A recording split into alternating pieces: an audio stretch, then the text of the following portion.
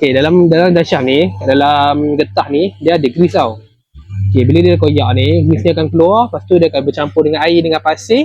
Sebab tu dia rosakkan bearing dalam dasham ni.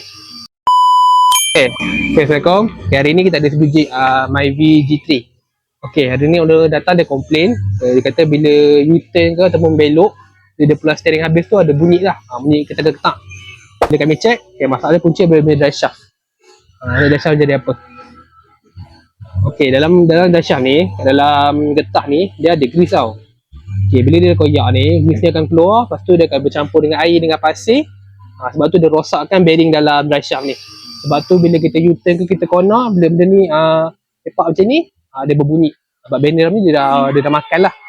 So pentingnya bila kita servis ke apa, minta appointment check lah. Kalau kita nampak boot ni koyak ke apa, kita boleh ganti boot ni saja. Tapi kalau dia dah sampai bunyi bila corner tu, memang tak boleh buat apa lah. Kita kena tukar drive shaft sebatang. So siapa ada masalah macam ni, boleh cari kami kat Kedai Vizi, kita buat checking dulu lah. Boleh cari kami kat Kedai Vizi.